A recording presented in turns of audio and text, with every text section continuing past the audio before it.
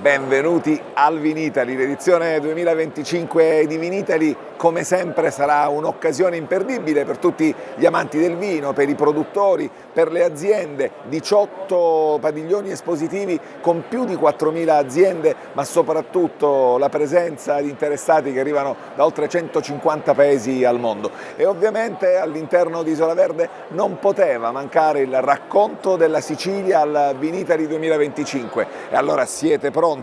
E siete pronti ad aprire gli ottimi vini siciliani? Il racconto di Vinitaly comincia.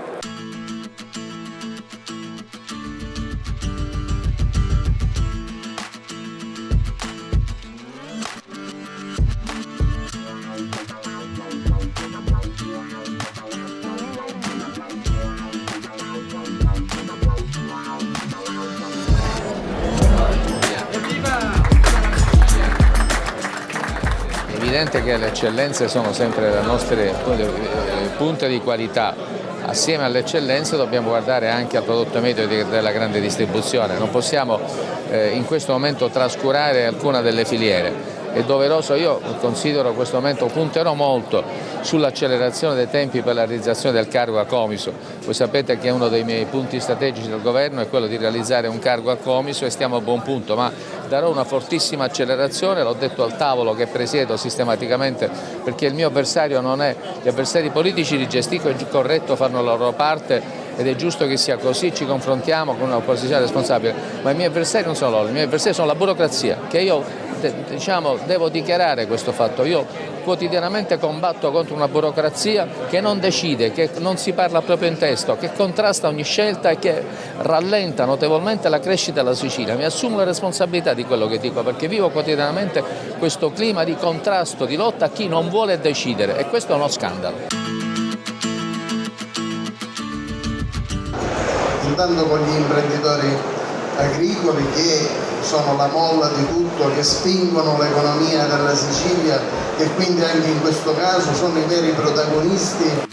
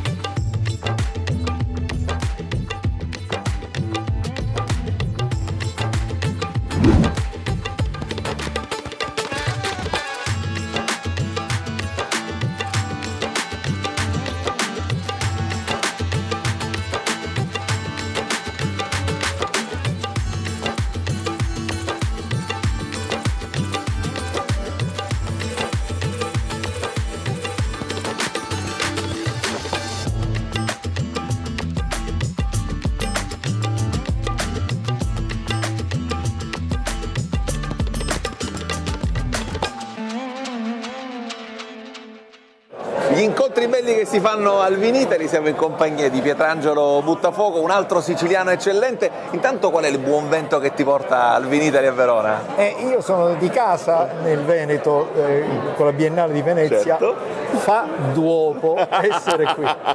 Esserci e raccontare la Sicilia. Quando parliamo di vino, tante volte ci sentiamo dire dai produttori che la Sicilia dal punto di vista del vino è un continente, ma non solo, anche culturalmente la Sicilia è un continente e probabilmente dobbiamo spiegarlo e insegnarlo ai nostri figli. Allora facciamo una cosa, sì. È innanzitutto un bellissimo romanzo, quello del vino in Sicilia, ma è un trattato di economia e commercio, perché il genio che ha saputo innestarsi nell'industria del vino è quello che ha determinato un importante sopravanzo benedetto di piccioli, e questo è dovuto al fatto che questa qualità non è soltanto un elemento per pochi, ma è diventata una vera e propria industria, dove ci voleva testa, ovviamente. La testa dei siciliani e le nuove generazioni, secondo te, sono pronte a comprenderlo tutto questo?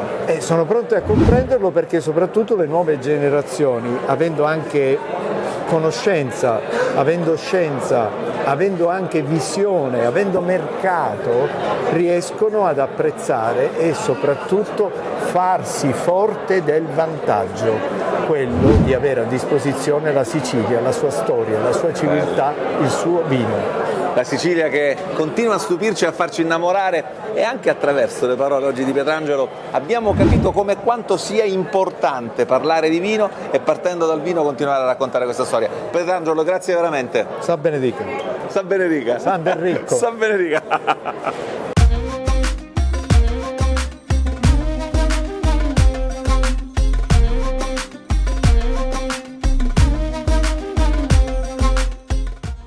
Tutto nasce sempre dal grande amore per la nostra terra, e anche se qui siamo a un bel po' di chilometri di distanza dalla nostra Sicilia, gli innamorati della nostra terra li incontriamo e ci facciamo raccontare le loro vite. Oggi sono con un altro nostro caro amico, lui è Elio Savoca, il fondatore, l'ideatore di un posto meraviglioso che si trova a San Michele di Ganzaria, che è Tenute Gigliotto. Ma prima di questo, Elio, benvenuto a Isola Verde.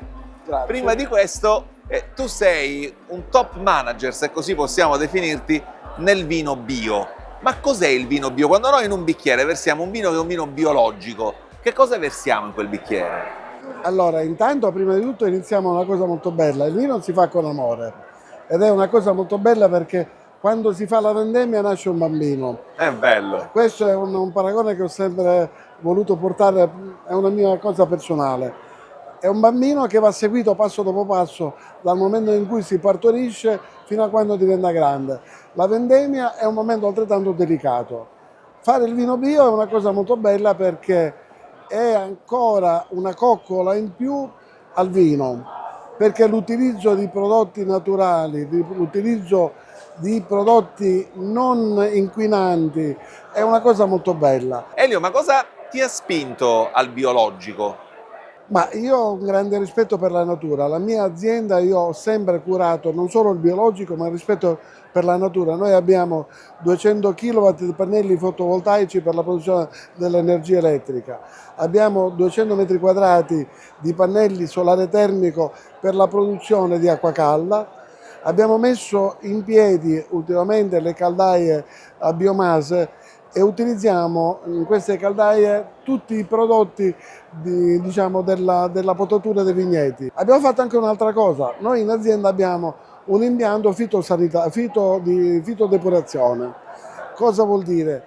Tutte le acque reflue della cantina, dell'azienda turistica vengono convogliate in questo bacino dove ci sono delle piante che con le radici non fanno altro che purificare l'acqua e farla diventare acqua per uso irriguo sempre per l'azienda agricola. E questa è un'attenzione molto bella, perché è un'attenzione che si ha nei confronti delle nuove generazioni che oggi hanno l'urgenza della sostenibilità. Tra l'altro Elio ha 3 figli giovani che lavorano con lui nell'azienda. Io qui ho conosciuto Sara e Giovanni e a proposito, e Cristina, che salutiamo, e a proposito di Tenute Gigliotto, c'è questo luogo meraviglioso che io l'ho definito un'oasi di pace, un'oasi del bello, che è un po' tutto quello che tu ci hai raccontato che è diventato realtà, no? È un po' il luogo della tua vita, lo possiamo definire esatto, così? Sì, è così, perché io ho comprato questa struttura nel 1990, l'ho ristrutturato, era un antico monastero dei Benedettini che ho riportato agli antichi splendori.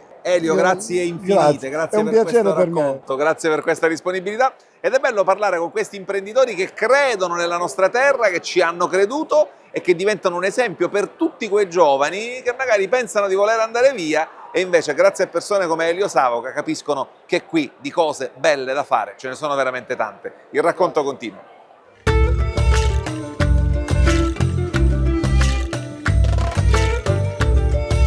Il vino si beve, il vino è un momento di aggregazione tra amici, per le famiglie, ma il vino lo si deve anche raccontare, lo si deve raccontare bene. Ecco, qui abbiamo un'eminenza, lui è Paolo Rirosi, wine journalist.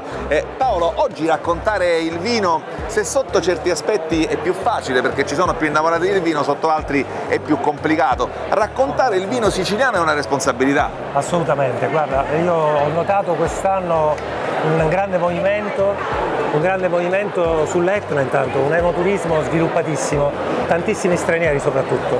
e gli stranieri vogliono le storie vere, vogliono la semplicità di linguaggio, di esposizione, vogliono la puntualità che a volte da noi non è proprio scontata, e la Sicilia, regione europea della gastronomia, assolutamente agli occhi dell'Europa addosso e non solo, quindi non ci dobbiamo fare trovare impreparati, siamo già quasi a metà anno, le manifestazioni ci sono, ma sicuramente andrà sviluppato questo discorso per farlo diventare strutturale.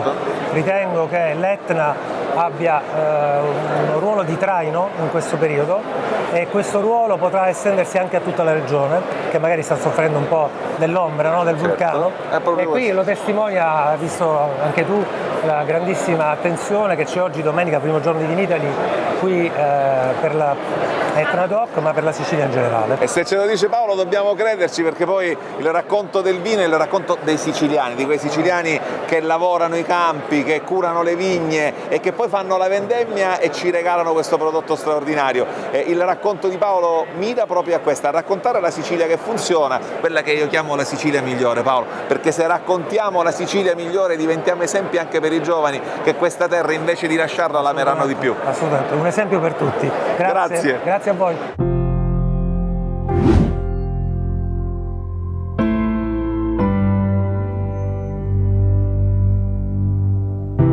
Quella di oggi sembra veramente una passeggiata lungo le strade dell'Etna, e a proposito di Etna incontriamo un altro dei fautori del grande successo dell'Etna nel mondo e dei vini dell'Etna nel mondo. Lui è Graziano Nicosia, che è un amico di tutte le nostre produzioni. Graziano, ci rincontriamo a Verona, ma come sempre parliamo di Etna, no? Sì. Questo vulcano che non è soltanto un vulcano, ma che rappresenta veramente una grande opportunità, oggi più che mai. Rappresenta una grande opportunità perché i nostri vini sono assolutamente legati al territorio. Cioè, il vino che si produce sull'Etna si porta dietro un bagaglio di cultura, di territorio, di sbuffi di lava, no? E quindi quando si parla di Etna non si può che parlare anche di territorio. Negli ultimi anni l'Etna è cresciuta tanto, noi siamo stati protagonisti insieme a tantissime aziende sull'Etna di questa crescita, e ancora una volta quest'anno, nel 2025, siamo qui a parlare di Etna, delle sue varie sfaccettature, quindi dal bianco, dal rosso, il rosato, ma anche le bollicine, lo spumante che non possono mancare. non può mancare. Ti chiedo, secondo te negli ultimi anni l'Etna è cresciuta tanto, forse è cresciuta troppo sotto certi punti di vista, e ci si riesce a stare dietro a questa crescita così importante? Allora, è cresciuta tanto, troppo non direi, nel senso sì, tanto, è cresciuta tanto. È un caso tu studiato... sei un ottimista comunque di natura, come tutti gli imprenditori di successo ottimisti. È cresciuta tanto, troppo, ma bene, è cresciuta bene perché ponendo dei pilastri solidi. È un caso studiato penso in tutto il mondo, perché effettivamente una DOC che nel giro di pochi anni riesce a raggiungere i numeri che ha raggiunto l'Etna, da 1 milione di bottiglie a 6 milioni in 20 anni circa, è un traguardo importante. Chiaramente anche il Consorzio sta cercando di regolare questa crescita, tanto che già dall'anno scorso abbiamo messo un tetto, un limite, quindi si può crescere di massimo 50 ettari per anno, quindi effettivamente quello che dici tu è vero, ma perché non si vuole incorrere nel rischio di una crescita troppo accelerata. Finora è andata bene la crescita e vogliamo che vada bene anche nei prossimi anni. Sì, poi tu sei ottimista, l'abbiamo detto, dobbiamo brindare all'ottimismo dell'Etna, e lo facciamo ovviamente grazie a Cantine Nicosia, che anche nei racconti che vi abbiamo fatto nelle scorse puntate di Isola Verde testimonia una grande passione per il nostro territorio, una grande passione per la nostra terra, e quando si parte dall'amore, quando si parte dalla passione, i risultati non possono che essere risultati stupefacenti, come nel vostro caso sempre. Graziano, grazie infinite, il racconto di Isola Verde qui al Vinitaly continua, continuando come sempre a sorseggiare la meravigliosa Etna.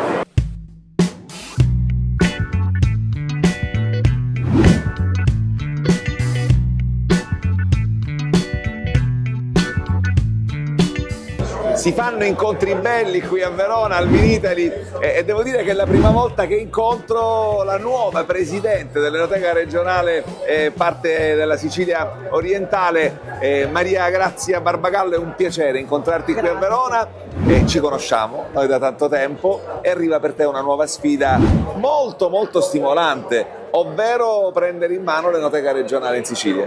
Sì, è veramente una sfida, però ecco, io sono acese, sono nel territorio di Catania, almeno da 15 anni che mi occupo anche di vino, e per cui è veramente una sfida, ma a me piacciono le sfide. L'Enoteca regionale è un'opportunità sia per le cantine e sia anche per chi frequenta la zona. Parliamo anche di un territorio vocato, altamente vocato, che in quest'ultimo periodo naturalmente è molto importante da un punto di vista vitivinicolo in Sicilia.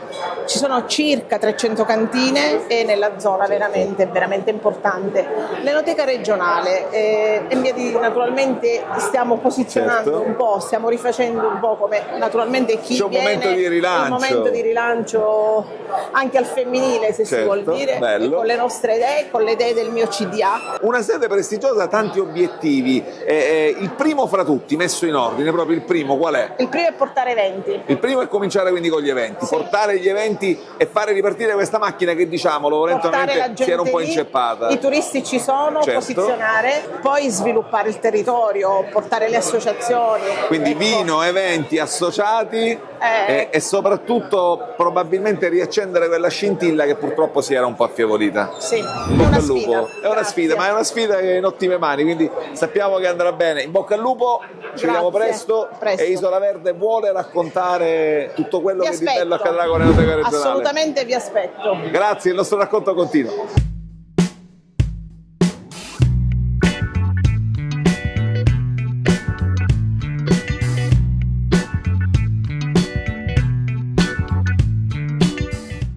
All'ospite che sto per presentarvi non chiedo se quest'anno ha vinto dei premi, piuttosto chiedo: Pucci Giuffrida, quanti premi hai vinto quest'anno a Vinitaly? Bentornato a Isola Verde. Salve, grazie Ruggero. Quest'anno abbiamo vinto 4 premi ed in particolare con Luci, il nostro carricante in purezza, abbiamo ottenuto 94 punti e 94 punti nella classifica ci siamo, come dire, inseriti nei primi 5 quindi in tutta Italia. 5 aziende in tutta Italia, come sempre un trionfo per il bianco, più altri 3 premi, quindi 4 complessivi. Esattamente, gli altri 3 premi li abbiamo vinti con lo spumante Rebefè, buonissimo, con il Pino Nero Utocco e con il Doc Ettera Occhi di Ciumi. Senti, non ci possiamo lamentare, ma non ha vinto Pucci Giuffrida. Bravo, come sempre vince la nostra terra, vince l'Etna, che è un territorio meraviglioso. Proprio per questo Pucci Giuffrida ormai lo conosciamo bene e ci ha insegnato che è un uomo generoso, è un uomo che trasmette il proprio amore, la propria passione, lo mette nella terra, lo mette nel vino e poi ovviamente questo amore, noi lo sappiamo, ritorna, in questo caso ritorna con i premi. E oggi vorrei parlare con te invece di un'iniziativa molto bella che ti ha visto protagonista e di un vino, se così possiamo definirlo, che è un vino special edition, che è un vino che ha un nome molto evocativo soprattutto per i siciliani e per i catanesi, Aituzza. Aituzza è un vino che ha anche un grande impegno sociale. Eh sì, lo abbiamo realizzato questo vino con Fabi e con l'associazione Sei Libera. Dietro, nella retroetichetta, abbiamo indicato un QR code dove c'è la possibilità di collegarsi ed eventualmente fare anche delle denunce anonime per chi molestia le persone sul posto di lavoro. Abbiamo voluto chiamare Aituzza perché l'abbiamo legata alla nostra padrona, ma perché soprattutto Sant'Agata è stata una animalista ante litteram.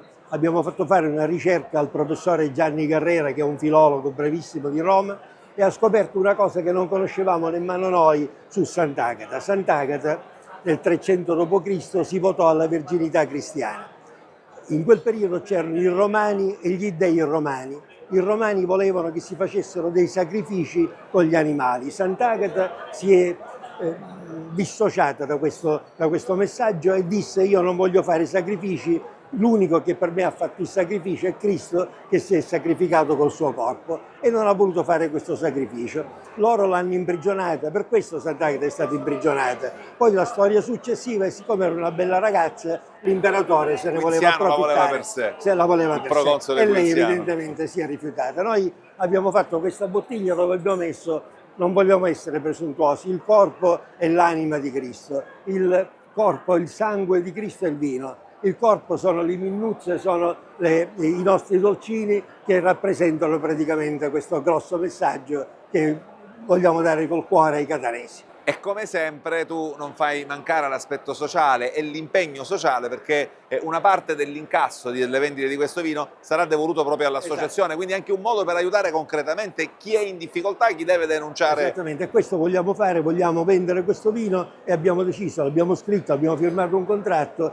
il 10% di tutto il ricavato andrà a questa associazione. Se ci riusciamo, come dire, a vendere, se i catanesi si rendono conto di avere a casa un pezzo di Aituz e possiamo aiutare le persone che hanno bisogno, facciamo una bella cosa. È sempre fantastico il mio amico Pucci Giuffrida, però adesso abbiamo da darvi un'altra notizia molto interessante, molto carina e credo molto utile, soprattutto per tanti giovani. Perché la buona notizia riguarda gli studenti universitari della città di Catania. Io saluto la professoressa Elisabetta Nicolosi, che già abbiamo conosciuto a Isola Verde, perché c'è un nuovo corso che partirà con il prossimo anno accademico, quindi 2025-2026, un corso che ha a che fare con il vino. Professoressa, cosa accadrà nel Dipartimento 3A? Noi il prossimo anno accademico partiremo con un nuovo corso di laurea triennale in viticoltura, enologia ed enomarketing. Vogliamo toccare tutti e tre gli ambiti, quindi i ragazzi avranno la possibilità di formarsi e conoscere meglio quella che è la realtà di tutta la filiera vitivinicola, sapere affrontare le problematiche, i problemi e risolvere i problemi di tutto il settore, quindi dal campo, dal vigneto, dall'impianto fino all'enologia e fino al marketing, che oggi è molto importante. Quindi preparazione accademica, presenza sul territorio, sul terreno, e quindi marketing. È una triennale completa. È una triennale completa ed è una triennale che vuole essere davvero professionalizzante per i nostri giovani del territorio. C'era questa esigenza perché il nostro territorio è tenneo tutto, ma di tutta la Sicilia orientale è cresciuto davvero tanto, quindi se pensiamo dal messinese all'Etna che conosciamo bene, ma al siracusano, al ragusano, oggi c'è richiesta di formazione. I nostri giovani si devono formare per poter poi davvero trovare spazio nelle nostre bellissime aziende, nei nostri territori, e quindi questo è un primo passo verso questo punto di vista, da questo punto di vista. Complimenti, questa è un'iniziativa veramente molto bella, molto interessante, e sì, entra in gioco l'imprenditore generoso, perché Pucci Giuffrida, che c'entri tu con quest'idea di questo nuovo corso triennale che parte nella facoltà di 3A a Catania? E l'idea è venuta mezz'oretta fa, in un convegno dove ha partecipato la professoressa, che ha annunciato, come adesso ha detto, questo corso di laurea, e parlava di borse di studio, e a me di pancia è venuta un'idea. Alcantara partecipo con una borsa di studio per gli studenti, mettiamo 5.000 euro per il prossimo corso di studio per uno studente meritevole che possa, come dire, credere all'università e credere alla nostra terra. Io voglio lanciare un altro messaggio. Non è solo Alcantara che deve fare questa borsa di studio, devono mettere le mani in tasca anche gli altri imprenditori. Gli imprenditori che devono credere ai ragazzi della Sicilia. I ragazzi non li dobbiamo fare andare via, tutti se ne stanno andando, eppure da un po' di tempo a questa parte, da quando ci sono le aziende vitivinicole, molti rimangono. Mettiamoci i soldi dentro l'università, facciamo borse di studio e faremo in modo che la Sicilia possa diventare come il Veneto. Il Veneto è bravissimo, sono eccezionali gli imprenditori, ma noi siamo in condizione di essere paritetici. Investiamo sui ragazzi della nostra terra. Bravo Pucci, che bello professoressa, grazie davvero. Grazie a Pucci Giuffrida. Allora è Pucci Giuffrida Alcantara, capofila di questa idea straordinaria che vuole davvero dare prospettiva a tutti i giovani siciliani, perché come diceva giustamente Pucci, piuttosto che farli andare via, quelli bravi teniamoceli e facciamo in modo che diano prospettiva a questa terra. Il racconto di Isola Verde continua.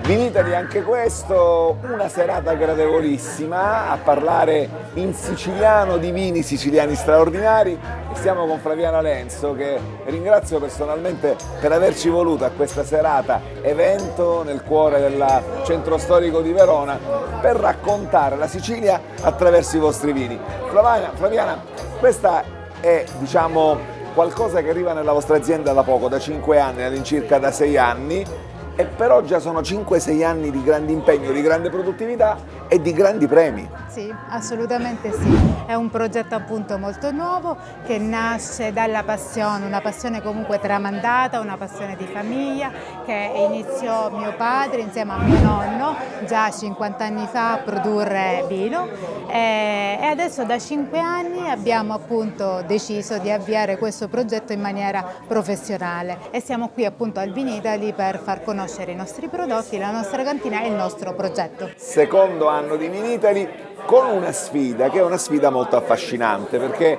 quando parliamo di vini in Sicilia immediatamente parliamo di Etna e invece grazie a voi, grazie al vostro impegno, grazie alla vostra passione c'è finalmente l'idea di parlare di Nebrodi. I primi viticoltori sono nati proprio sui Nebrodi, assolutamente sì, infatti abbiamo palmenti storici anche se abbandonati attualmente, però appunto la storia ci porta diciamo alla scoperta di quello che è appunto la viticoltura di tanti anni fa, già dal 1800 nella zona dei Nebrodi. E questo vuol dire restituire questo territorio ai siciliani che capiamo essere territorio vocato per il vino.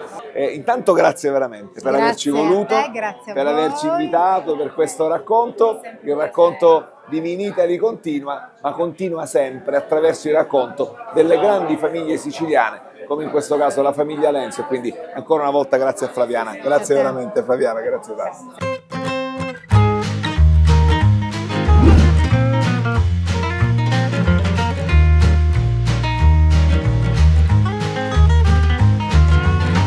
Appena concluso proprio qui all'interno del Padiglione Sicilia un incontro molto interessante ma anche molto bello perché si è parlato di Nebrodi e si è parlato di un territorio ma soprattutto di un atto di restituzione dei siciliani. Dottore Lenzo, io sono molto contento di averlo oggi qui con noi a Isola Verde perché la Sicilia è bella tutta e la Sicilia va raccontata tutta, io sostengo questa tesi. Voi state facendo un grande lavoro di riconsegna ai siciliani di quella parte di Sicilia, ovvero i Nebrodi, dei quali già si parla, però si può tornare a parlare molto di più, soprattutto in chiave del vino. E voi siete molto pionieri in questo. Ma noi siamo pionieri in questo perché la storia viene da molti anni fa, dai tempi degli antichi romani, quando nel nostro territorio già esistevano i palmenti scavati nella pietra. Ora, io che sono arrivato fra gli ultimi imprenditori per la produzione del vino, ho visto che manca qualcosa, ho visto che manca una DOC per i Nebrodi. È quello che sto portando avanti insieme ai giovani, che ci sono dei giovani che sono interessati di buona volontà, sto aiutando i giovani a poter andare avanti con il vigneto e fare una DOC Nebrodi. Gianni Giardina, bentornato a Isola Verde. Grazie, ormai grazie. Sei di casa tu con noi. Senti, è un piacere e un onore. Abbiamo appena assistito a un incontro molto bello e molto istruttivo che ci ha fatto capire come e quanto anche i Nebrodi si stiano preparando ad avere un ruolo da protagonisti nella geografia del vino siciliano in Italia e nel mondo. Avete fatto una degustazione meravigliosa, tra l'altro io ascoltando ho imparato tante cose nuove, quindi che vini ci hai raccontato fino a questo momento e soprattutto che vini ci dobbiamo aspettare da questa parte di Sicilia così bella che stanno restituendo ai siciliani? Sì, oggi è uno spaccato sulle varietà autoctone del territorio. Siamo passati dal Catarratto a 1250 metri, uno spumante particolare che viene fatto da uve che provenga appunto dal comune di Floresta. Credo che sia il vigneto più alto d'Italia. Abbiamo tolto il primato alla Valle d'Aosta che avevano un vino a 1100 metri. Poi abbiamo assaggiato il Nocera in varie versioni, versione ancestrale, rosato, rosso normale e rosso d'invecchiamento. Significa che quel territorio si presta bene per fare qualsiasi tipologia di vini e il Nocera è un vitigno a tutto tondo, un vitigno che si può utilizzare sia per fare anche vini bianchi, per passare poi ai rosati e ai rossi importanti. Addirittura c'è chi fa anche il Nocera versione passito, quindi sicuramente un futuro roseo per quel territorio perché la vitivinicoltura si sta spostando dalla fascia costiera a quella collinare per poi passare a quella di montagna e là ci sono le condizioni per fare i vini del futuro. Credo che la futura DOC in Ebrodi farà parlare di sé con prodotti di altissima qualità. Come, permettetemi di dirlo, il piacere di dirlo, di qualità straordinaria, il mio amico Gianni Giardina, che ieri al Vinitaly è stato premiato, ti è stato conferito un premio molto prestigioso e tu già di premi ne hai vinti tanti e importanti, però ieri mi dicevi questo è un premio che ti è entrato particolarmente nel cuore, perché ieri proprio in auditorium sei stato premiato con il premio Betti.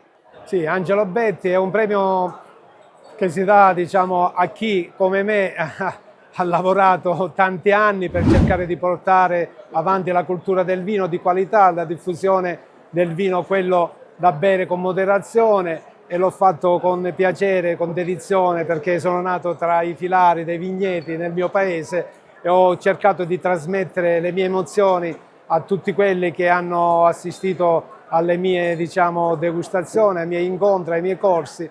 Ho cercato di farmi anche promotore nei concorsi nazionali e internazionali della viticoltura e dei vini di qualità di Sicilia. Sei una certezza, sei una risorsa per tutti noi. Grazie Gianni, ti lasciamo ovviamente al tuo lavoro. Gianni sta organizzando tantissimi eventi anche quest'anno qui al Vinitaly a Verona. Il racconto di Isola Verde continua. Grazie a voi e grazie a Ruggero.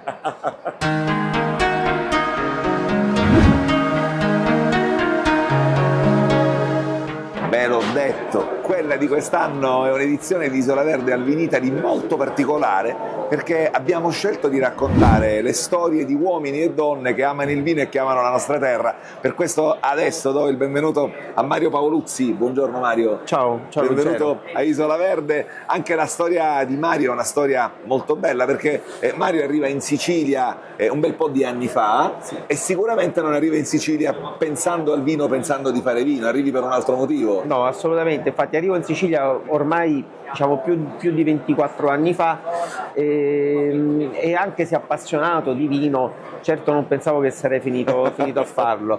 In realtà poi comunque abitando a Catania, girando, vedendo, diciamo, un territorio come l'Etna che in quegli anni, parliamo diciamo, dei primi anni 2000, cominciava ad avviarsi alla grande. Esattamente, per cui sono stato anche io rapito, e dalla primissima vigna di 2 ettari praticamente poi alla fine è nata un'azienda. La storia racconta un'azienda molto bella che è sul versante nord e anche sul versante est, ma soprattutto un'azienda che ha una concezione di fare il vino molto evocativo, un po' come il nome, no? I custodi delle vigne dell'Etna. E custodire prima di tutto significa amare qualcuno, significa amare qualcosa, preservarlo dai rischi e fare in modo che possa crescere forte e rigoglioso. E questa è un po' la filosofia che voi mettete nelle vostre piante per fare il vino. Assolutamente Ruggero, il progetto nasce insieme a Salvo Foti, che ci segue nella consulenza enologica da sempre, ed era proprio l'idea, diciamo, quella non solo di fare un vino che rispecchiasse il territorio, ma anche proprio di fare un progetto di preservazione di quelli che sono i paesaggi, per cui l'alberello, che poi è al centro di tutta quanta la nostra produzione, anche e soprattutto da un punto di vista tecnico, ma non solo, il muretto a secco, i terrazzamenti si ritrovano poi all'interno del vino che beviamo. E attraverso il loro lavoro ancora una volta possiamo sottolineare come veramente l'Etna sia un continente, come i diversi versanti raccontino storie bellissime, molto diverse tra loro, ma credo di poter dire comunque sempre complementari, perché il racconto di un versante, il racconto di un vino, il racconto di un vigneto si va a stringere fortemente con il racconto degli altri versanti e degli altri vigneti. Ecco, in questo caso loro hanno un racconto completo e raccontano così una Sicilia che è assolutamente bevibile e godibile. Mario, io ti ringrazio per il tempo che ci hai dedicato, ti ringrazio per averci fatto conoscere i tuoi vini, la tua azienda. È bello con quest'idea di custodi delle cose che amiamo. Il racconto di Isola Verde al Vinitaly continua.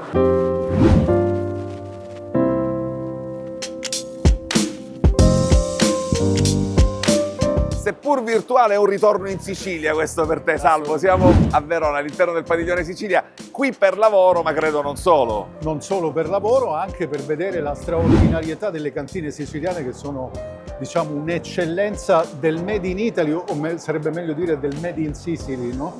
Sono particolarmente felice di essere qui perché ho visto tanti imprenditori molto giovani anche che stanno partendo con delle cantine che rappresentano veramente un fiore all'occhiello per la Sicilia. Molte di queste cantine ho visto proprio sull'Etna, il famoso DOC Etna è un vino che stiamo esportando in tutto il mondo. Tu sei molto bravo a parlare con tutti, a parlare con i giovani e tante volte i giovanissimi hanno un rapporto un po' distorto con il vino, con il superalcolico, con il bere. Ecco, noi abbiamo sempre detto un bicchiere di vino non fa male a nessuno, ma bisogna sempre, prima di azionare la bocca per bere il vino, azionare il cervello. Vorrei che questo messaggio lo facessi passare anche tu. Sì, cioè, il tema è quello, si può fare tutto ma sempre con moderazione, a tutti piace bere, ma bere sempre con moderazione, ma bere bene vino di grande qualità. L'ultima cosa, prima scherzavamo, tu sei sempre in onda, quindi non hai il tempo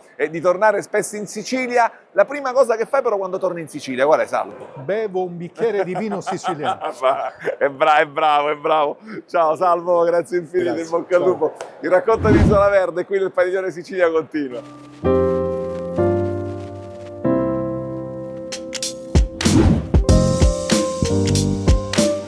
Adesso vi racconto un'altra storia molto bella che profuma davvero di Sicilia. Intanto voglio ringraziare Giovanni Sallemi per averci accolto qui nel suo stand a Verona. Giovanni, buongiorno. Buongiorno, grazie della visita. Io voglio cominciare con la storia di un bimbo che a 4 anni giocava, tra virgolette, a fare il vino con papà ed era un vino antico perché già il nonno aveva cominciato a produrlo. Sì.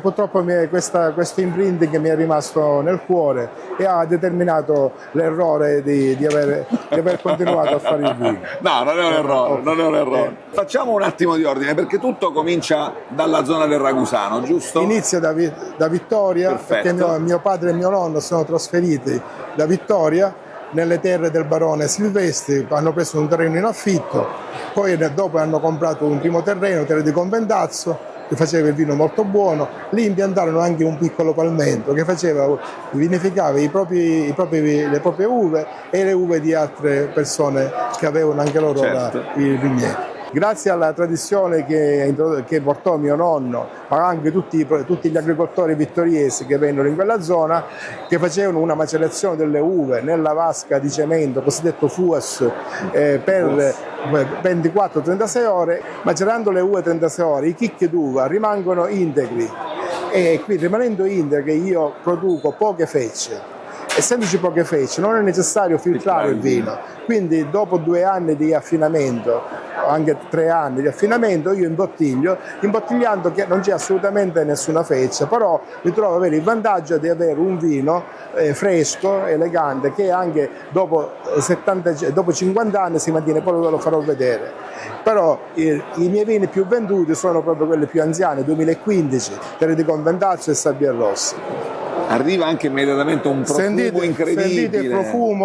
Sentite il profumo di questo vino, che sentite poi penso anche voi. Non c'è neanche bisogno di avvicinare il naso, si sente proprio, si viene avvolti da questo profumo. Il profumo è quello del Marsala, perché ha subito lo stesso processo di maturazione del Marsala, però ha la sua acidità, ancora è un vino che ha la sua acidità, tant'è vero che è un vino, non è un Marsala. Com'è chiamato questo vino? Questo vino si chiama Cantunera 1975, perché Cantunera è il soprannome che aveva mio nonno e mio padre, perché entrambi abitavano a Cantunera. Cantunera vuol dire l'angolo di un quadrivio. Grazie infinite Giovanni, grazie per questo racconto. Grazie a voi. E questo è il racconto che ci piace, no? Quello dei siciliani che amano questa terra e dimostrano questo amore attraverso il lavoro quotidiano, in questo caso delle vigne. E allora, proprio con questo tributo e omaggio alla famiglia Sallemi in questo caso, il racconto di Isola Verde continua.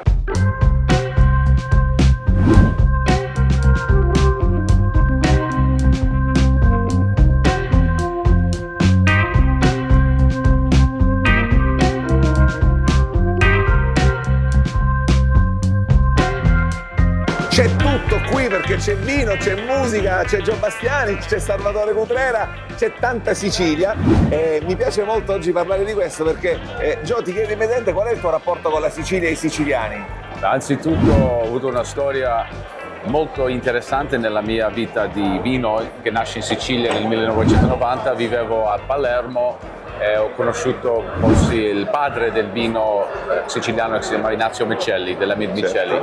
E ho lavorato con lui, mi sono innamorato del posto, di Marsala, di Pantelleria, e poi dopo tanti anni sono tornato a fare ristorazione.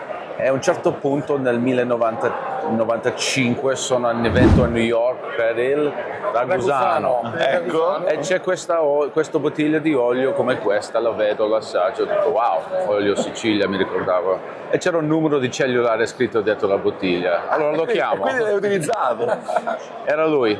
E mi chiama che erano le 4 di notte, in realtà il fuso orario mi sembrava uno scherzo. Tu pensi che sia uno scherzo? No, ho attaccato tranquillamente, e poi l'indomani mi ha chiamato, però in realtà non c'era Google, quindi Bastiani dice ma chi è Bastiani? Ma di che stiamo parlando? Mi sono fidato, ho iniziato a importare in tutti i suoi ristoranti, che all'epoca potevano essere una quarantina, ma tuttora tutti i suoi ristoranti utilizzano l'olio primo. Il rapporto lavorativo poi è diventato rapporto d'amicizia e da circa 5 anni nasce una partnership importante tra di voi.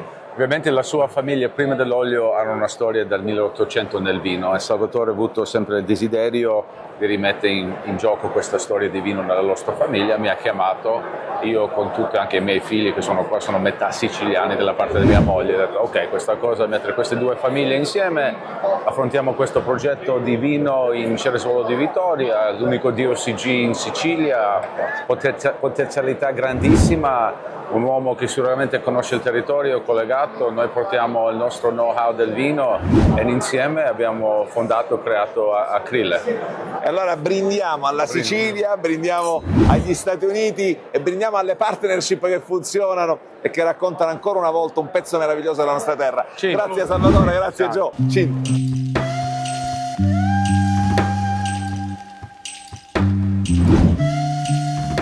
Continuano queste passeggiate sentimentali, le voglio definire così, quest'anno al Vinitaly a Verona, e adesso incontriamo, permettetemi di dirlo, un pezzo di Etna. Sebbi Costanzo, benvenuto a Isola Verde. Dovrei fare così. Con Sebbi Grazie. Siamo amici e devo dire che prima di cominciare questa nostra conversazione ricordavamo veramente della prima volta che tu venissi in trasmissione da me tanti anni fa a portare il primo vino. È passato qualche anno, ma tu mi hai raccontato com'è nato quest'amore. È stata quasi una casualità l'incontro fra te e il vino e l'Etna? Assolutamente sì, una casualità dovuta piacevolmente a un carissimo amico con cui siamo legati da affetto principalmente, quindi anche da stima. Mi innamorai dei posti in cui lui aveva cominciato a fare delle cose, le piaceva già dai primissimi anni del 2000, credo il 99 o il 2000 fu il primo vino che fecero. Erano un po' stanchi forse anche di sostenere, ma probabilmente ancora l'Etna non aveva la maturità che nel frattempo ha raggiunto in questo ultimo ventennio. E tu mi hai detto una cosa bellissima, era un momento nel quale avevi bisogno di poter avere delle cose belle alle quali pensare, perché sai poi la vita di ogni giorno, il tran tran ci incastra, e avere comunque la prospettiva di fare qualcosa che ti piace, anche di poterla coltivare con i tuoi figli, di poter dare ai tuoi figli anche un'altra opportunità di conoscere qualcos'altro, ti ha fatto tuffare in questo mondo. Ma guarda, io lo ritengo esattamente così, lo ritengo fondamentale. La vita non è facile, man mano che si cresce, anzi forse diventa anche sempre più difficile. E siccome non avviene niente per caso, se non ci metti qualcosa del tuo, probabilmente cercare di trovare le maniere per costruirsi un pensiero positivo da mettere nel cassetto e uscire nel momento del bisogno, credo che sia fondamentale. E questa è stata una di quelle cose. Certamente in qualche modo somiglia a me la volontà di raccontare uno storytelling, di raccontare un territorio in cui credi, in cui sei nato, a cui sei legato. Perché credo per esempio che ogni bottiglia di vino in qualche modo mi rappresenti. Noi facciamo diverse etichette, ciascuna delle etichette ha un nome pensato, che ha una sua logica e un suo legame con tutte le altre, come i figli, no? Compreso un vino che racconto sempre tanto e fanno addolcire gli occhi di chi beve vino ed è donna, più degli uomini, perché è lo spumante che viene fatto da noi in 4 versioni diverse, ma che ha sempre lo stesso nome, che è Apum. Apum è la maniera con cui mi chiamava papà Chiara quando aveva 1 anno e sapeva dire sua mamma e papà lo diceva così, quindi nasceva in quel momento. Quindi Apum sei tu. Quindi Apum sono io, Apum è papà, no? Per me. È stata una conversazione bellissima, grazie infinite. Con te sempre Ruggero, lui è bravissimo. E ovviamente buon lavoro a Vinitaly. Questo sorriso meraviglioso. Grazie infinite. Il nostro racconto con i grandi produttori siciliani continua proprio su Isola Verde. Voglio ringraziare il presidente di Tenute Orestiadi, il dottor Rosario Di Maria, che ci ospita all'interno del suo stand, perché la storia di Gibellina è una storia, dicevamo prima dottore, tutt'oggi molto moderna. Era il 1968 quando il terremoto terribile in più scosse rade al suolo Gibellina, ma c'era un uomo formidabile, un sindaco coraggioso, il quale invece di piangersi addosso riuscì a sbracciarsi e davvero a chiamare a raccolta la cultura, l'intelligenza di allora per ricostruire la città, ma soprattutto per ricostruire la coscienza di un popolo che era ferito. E Tenute Orestiadi racconta tutto questo. Noi raccontiamo tutto questo perché la nostra azienda nasce a Gibellina e porta avanti questo grande nome. L'uomo che appena accennato era ed è Ludovico Corrao, colui che ha dato vita a questa ricostruzione di Gibellina, cercando di dare una nuova anima alla Gibellina distrutta allora dal terremoto, chiamando a Gibellina un po' tutti gli artisti, uomini di cultura, uomini che creavano delle opere d'arte per riempire questo vuoto che si era creato nel momento del terremoto alla ricostruzione della nuova Gibellina. Che non era soltanto un vuoto fisico, ma era un vuoto nelle anime, nelle coscienze, era un momento di smarrimento generale. Era veramente un grande momento di smarrimento. Noi già eravamo produttori a quell'epoca e io poi ebbe la fortuna di conoscere Ludovico Corrao. Con lui abbiamo dato vita a questo progetto delle Tenute Orestiadi, che è l'espressione vinicola di Gibellina all'interno della Valle del Belice. E con lui abbiamo veramente creato questi grandi vini che raccontano una storia di Gibellina. Dottore, io la ringrazio tantissimo per il tempo che ci ha dedicato. Grazie a voi. Non vediamo l'ora di venire a raccontare ancora di più. Grazie veramente. Grazie a voi. A presto. Ci vediamo a Gibellina.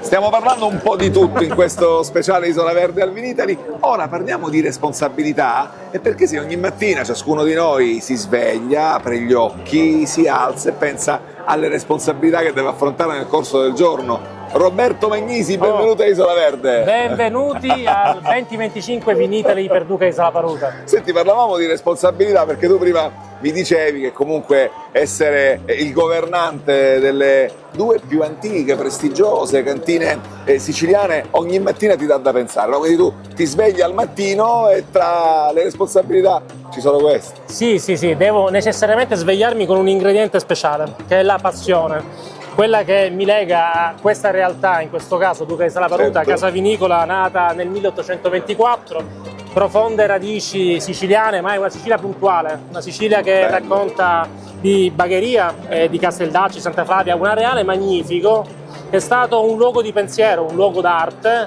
e che ancora oggi racconta quel disegno meraviglioso che si traduce in un'autentica Sicilia. Ma oggi siamo in compagnia di una persona Sicilia speciale. Della quale abbiamo bisogno, tra l'altro. Sì, oggi siamo in compagnia di una persona speciale che, tra l'altro, diciamolo, non è qui casualmente. Andrea, non sei qui casualmente in questo punto, giusto? No, l'abbiamo studiato appositamente. Sai qual è questo? Questo è il caso di chi non è siciliano, ma incontra la Sicilia e se ne innamora perdutamente. E Andrea interpreta questo personaggio in maniera perfetta. Com'è stata questa scintilla, Andrea?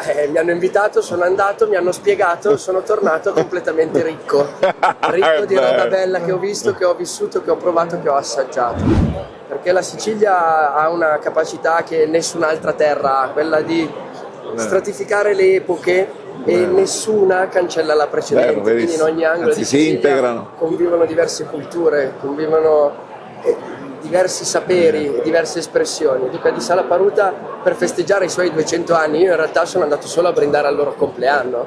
Che cosa ha fatto? Ha valorizzato tutte le forme d'arte di questo terroir, da Renato Guttuso a Giuseppe Tornatore, al Museo di Villa Cattolica, e ha messo a punto quella che è una teoria meravigliosa che è stata intitolata la teoria dei contrasti, che convive a Bagheria, dove il cemento armato del Sacco di Palermo e Bagheria ha tentato di coprire la bellezza e l'arte. Ma non c'è riuscito. Esatto, Bello. ma quell'arte lì, già quella barocca che buca il cemento con la sua luce, e poi quella dell'inizio del Novecento che è fiorita in questo luogo, no? Così contraddittorio. Ma quei contrasti lì si ritrovano nel Calice, perché in un bicchiere di Duca Enrico tu trovi tutta la forza, la solarità della Sicilia e tutta quella gioventù, quella voglia, quell'energia che poi permette a questo grande vino di attraversare non il tempo ma le epoche.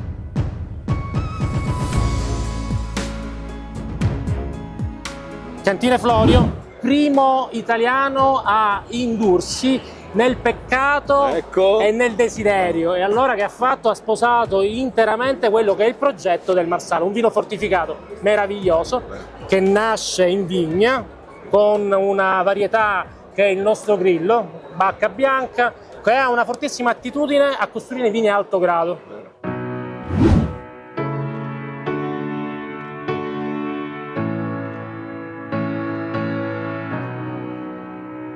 Questa cosa l'ho vissuta in prima persona io, perché ho trovato qualcuno che ha lasciato questo seme e lo stiamo mandando avanti, quindi un criterio di sostenibilità vera e propria già 30 anni fa, ma anche prima è stato così. Oggi le nostre cantine hanno questo patrimonio grazie a chi c'è stato prima e le nuove generazioni avranno un altro patrimonio sostenibile grazie a quello che stiamo facendo noi oggi.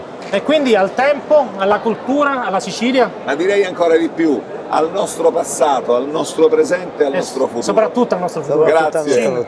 Grazie a voi. E Isola Verde continua.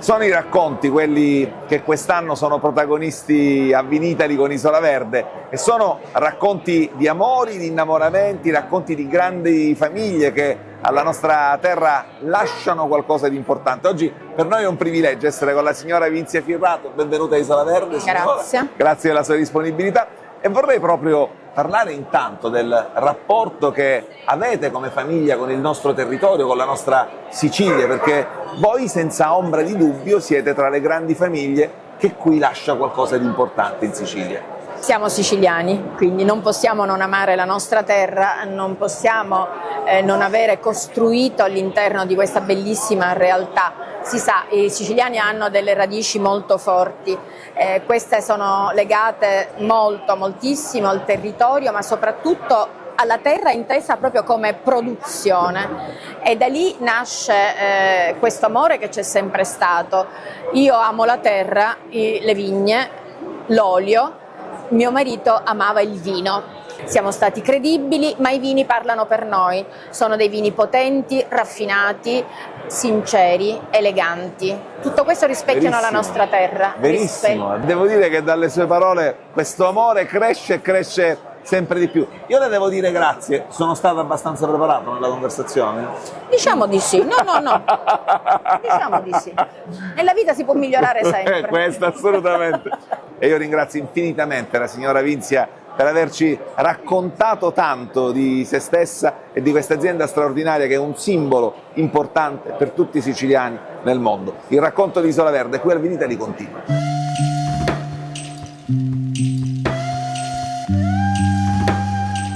No, poi ci sono quegli incontri che ti cambiano la giornata, anche perché tu pensi meno che all'interno del padiglione della Sicilia incontri Dario Cassini. Dario Cassini, che è un fan di Ruggero, motivo per il quale siamo qua. Il suo problema rispetto a me è che non può bere in servizio.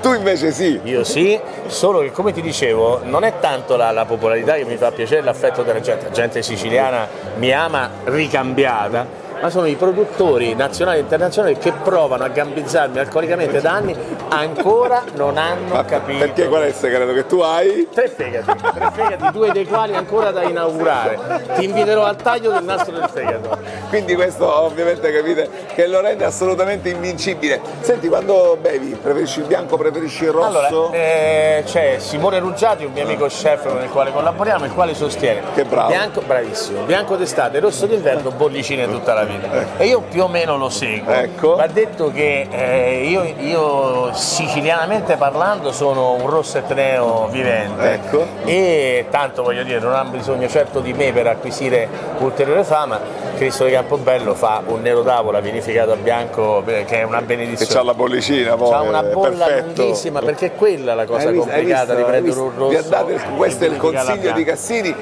Ho imparato anche un po' dal tuo amico Dario Guarcello. Eccolo, che bravo, che organizza un bel evento. Lo riconosci perché è tondo, è un botero che cammina. Poi si è pelato anche per poter essere ancora più tondo.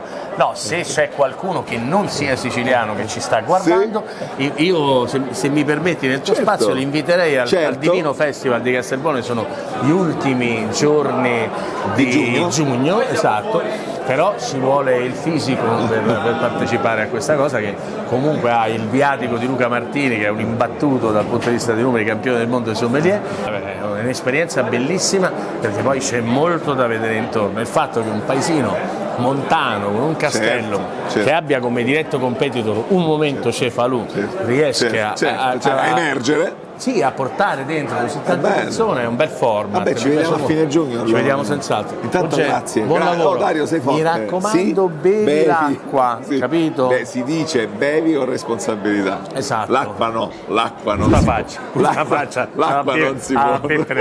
Con responsabilità, cortesemente. Ciao Dario, grazie. Grazie.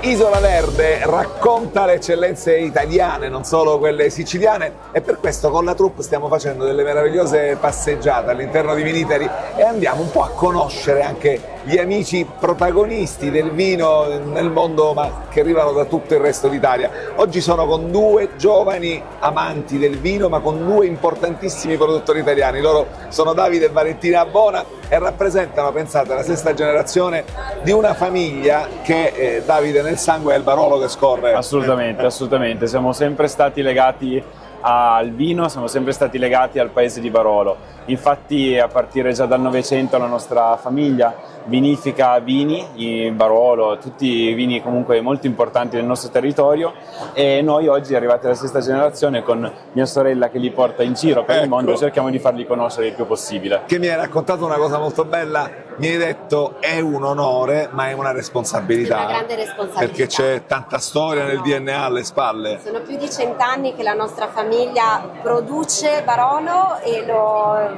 esporta nel mondo, ed effettivamente con i tempi che corrono oggi ti senti questa grande responsabilità addosso di continuare questo bellissimo lavoro, di conquistare sempre più amanti del vino, rendendoli consapevoli del grandissimo valore che c'è nelle nostre bottiglie, che è giusto apprezzare con moderazione e di conseguenza è diventato un impegno a tutti gli effetti. Grazie Davide, grazie Valentina, grazie il nostro mille, racconto davvero. continua.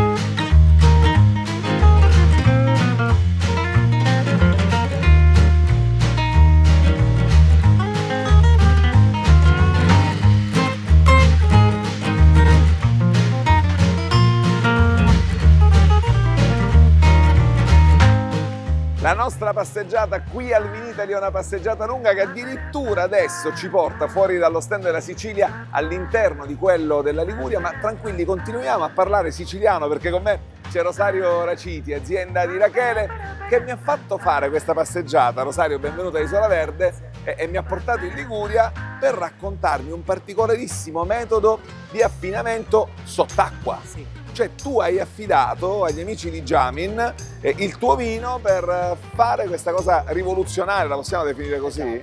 Raccontami. Allora, praticamente questo vino prima fa dopo la produzione, l'annata 2022, dopo i 9 mesi di affinamento in acciaio e i 15 in bottiglia, fa questi 6 mesi di affinamento in mare. Siamo a 50 metri sott'acqua, a una pressione di circa 5 bar, quindi una compressione abbastanza notevole per quello che risente la bottiglia e il vino all'interno, un qualcosa che è difficile comunque andare a riprodurre Certo, in maniera alternativa, certo. Quindi e diventa anche un modo sostenibile, perché diversamente fuori bisognerebbe utilizzare dei mezzi diversi. Senti, ma io vorrei conoscere lui, Emanuele, me lo presenti? Certo, Allora, eccolo qui. senti, grazie a Rosario abbiamo conosciuto questa realtà che è molto bella e molto affascinante. Rosario vi ha affidato un pezzo della sua vita, vi ha affidato i suoi vini e voi li avete affinati sott'acqua. Cosa significa questa cosa? Beh, la nostra prima vocazione è proprio usare questi ambienti submarini, che siano lacustri o marini, in rivalutazione per una tecnica che sia una maturazione differente. Siamo una società di ingegneria, che è un po' poco poetico da quel punto di vista, però 385 persone partecipano a questo sistema per rendere un percorso submarino o lacustre virtuoso e quindi creare una maturazione diversa. E diciamo che con Rosario in questo caso siamo riusciti a fare un bel lavoro, ma la partenza era assolutamente Senti, ottima. quanto si va giù?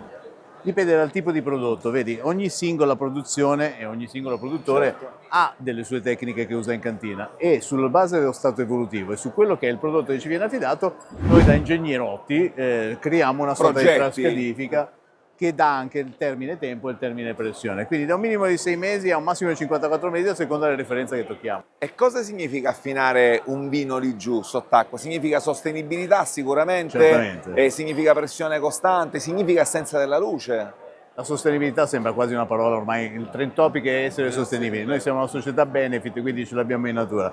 Però l'elemento, cioè rivalutare qualcosa che in natura esiste ma in qualche modo non è mai stato sfruttato, difficilmente si pensa a impianti subacquei, oggi è una tecnica sostenibile. Quindi questo è il primo motore che ha fatto sì, come per Rosario che ovviamente è molto legato alla sostenibilità, si applicasse questo processo. Poi in termini spiccioli, durante un ambiente subacqueo, a determinate condizioni, quindi tra i 35 e i 70 metri, si hanno delle temperature costanti, che è il modello della cantina tradizionale. In più abbiamo un elemento in più che è quello che noi governiamo, la forza esterna, quindi la pressione, che ci serve per scatenare alcune reazioni, che sono reazioni chimiche, ma che poi si traducono in un calice assolutamente molto molto piacevole e diverso e caratterizzato. Allora noi vi aspettiamo a braccia aperte, è molto bello potervi raccontare anche queste tecniche nuove che però probabilmente strizzano l'occhio a qualcosa di molto antico, perché ecco, mi sa che qualcosa di simile accadeva anche tanti anni fa e probabilmente recuperare ciò che di buono facevano i nostri antenati è buono anche per il nostro domani e per il nostro futuro. Emanuele, grazie infinite per il racconto, un piacere, grazie e per a la voi. disponibilità. E ora noi assaggiamo ovviamente il vino,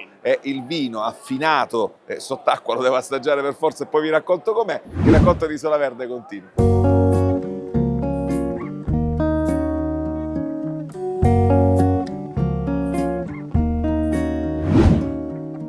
Passeggiando per i corridoi di questo meraviglioso padiglione, il padiglione Sicilia Vinitaly, facciamo incontri importanti, prestigiosi, incontri che profumano di Sicilia, e vi presento un mio nuovo amico. Lui è Bernardo Di Miceli e la storia che sta per raccontarci è una storia meravigliosa. Intanto benvenuto Bernardo, benvenuto a Isola Verde. Grazie. È una storia d'amore, un racconto d'amore, perché papà tuo, Francesco, arriva sull'Etna all'incirca 30-35 anni fa, negli anni 80, per fare l'enologo alla Torre Palino, arriva da Corleone e lì nasce una vera e propria storia d'amore. Raccontacela, tu ancora eri piccolissimo, non c'eri? Ancora ero piccolissimo.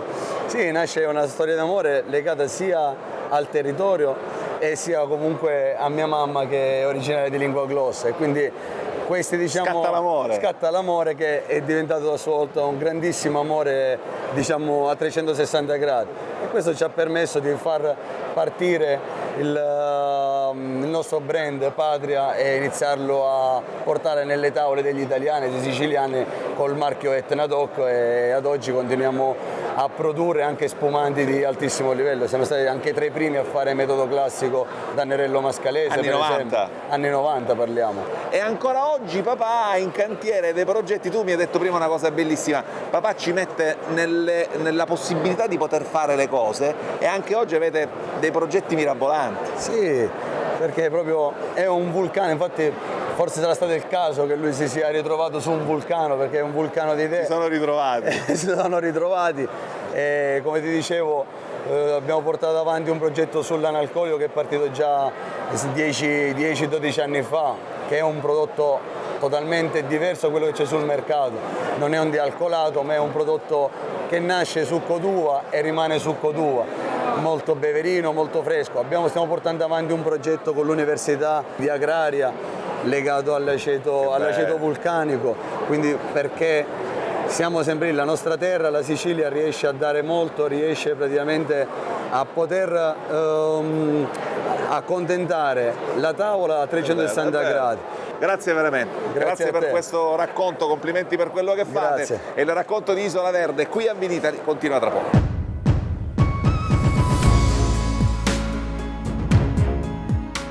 Allora, io non mi stupisco tanto del fatto di incontrare al Vinitali il maestro Peppe Vessicchio, al quale do il benvenuto a Isola Verde. Grazie, ciao Peppe. ciao. Mi stupisco di incontrarti nel padiglione Sicilia. Come mai? Vabbè, a parte che c'è una passione, guarda che ieri ero in Sicilia, quindi voglio dire, neanche arrivo dal Lazio dove abito e neanche dalla Campania dove sono nato, ma dalla Sicilia. La Sicilia mi sta nel cuore, ogni volta che metto piede sull'isola mi accorgo che mi succede qualcosa di strano, mi trovo in una casa ancestrale, che bello, una cosa bellissimo. antica, davvero. Sarà perché mi sento greco nello spirito. Bello, molto bello. E quindi un po' siciliano. Assolutamente. Io devo dirvi che una delle esperienze più belle che ho fatto nella mia vita non è stata tanto lavorare con Peppe Vessicchio, ma poi andare a cena dopo, perché è un almanacco di racconti, di storie, di conoscenza. E a proposito di questo, so che tu, oltre ad essere un amante del vino, sei anche un produttore di vino. Sì. Un po' in giro per l'Italia. Sì, perché non avendo vigneti miei, ma avendo una tecnica, io con la musica lavoro i vini, no? Che cambiano. Adesso abbiamo fatto tanti panel test, quindi ci confermano che questa cosa accade davvero. Allora, mi prendo la libertà di lavorare i vini che mi piacciono e con i quali ho avuto una storia, quindi dal Piemonte alla Campania, all'Abruzzo, l'Abruzzo dove poi un caro amico è stato il primo a mettermi a disposizione tutta la struttura tecnica e vediamo che cosa succede. E quindi dall'Abruzzo, che è l'origine, però anche il Piemonte, la Campania e voglio dire anche la Puglia. Scusa, la domanda è dove? E la Sicilia? A Sicilia spero presto. No, ma forse sei qui per questo allora. Diciamo che ho tanti amici che producono vino in Sicilia e con loro anzi qualche cosa l'abbiamo fatta, ma senza pubblicizzarla molto. E allora, se dovesse capitare qualcosa in Sicilia, io non ti dico il primo, voglio essere uno dei primi a saperlo. Io, guarda, promesso. Ci tengo Peppe, ci tengo. Grazie infinite. Grazie a voi, presto. grazie.